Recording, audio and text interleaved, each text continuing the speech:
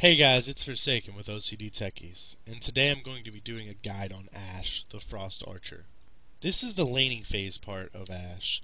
I hardly ever attack a creep until I can get my passives auto crit and volley off on the opposing champion, because it does so much damage at level 1 and it can change the tide of the lane right away.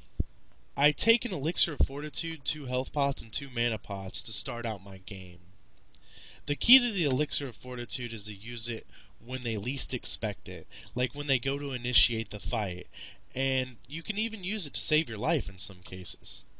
My summoner spells are Ghost and Cleanse, mainly because Ghost is the best escape mechanism in the game. Yeah, they're going to be removing Flash, so I recommend not being dependent on it anymore. And Cleanse is the best anti-CC available. It is almost required on any squishy character in the game, especially a squishy carry, to even remotely be feasible. In my opinion, and other really good Ashe players' opinions, the earlier you can get an Infinity Edge, the better off you will be. It blends with your passive, it increases your crit damage, and gives you 80 damage total. Who wouldn't enjoy that? Like, it's almost doubling the damage you're making. So basically, you want to get basic boots plus a BF sword when you first go back. You'll need about 2200 to buy both items. Sometimes I don't even use my Elixir of Fortitude before I get back, and I can use it later in the game. It just depends. Don't just pop it right off the start to get a massive push. You don't need it.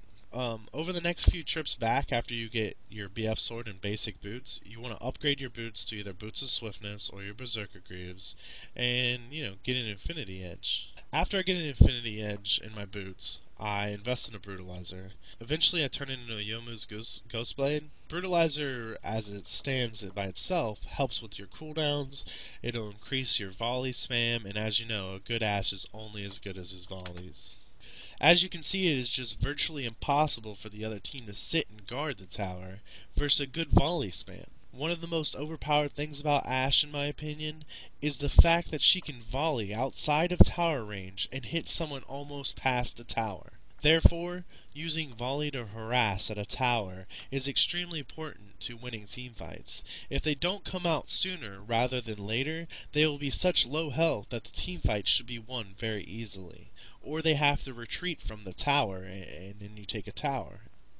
In team fights with your Ashe, you want to stay in the back of the pack. You want to let everybody else be in front, because you want to volley from the back and do all your damage from a distance, because you're so squishy that you can die really quick. Armor Pin and Attack Speed are both decent upgrades for Ashe, so my next item is usually like a Last Whisper.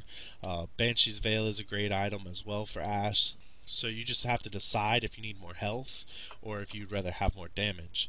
Irrespective, you're going to end up getting both items. Just depends on which one you're going to get first. Most games won't last long enough to get a full item set because most of Ashe's items are fairly expensive.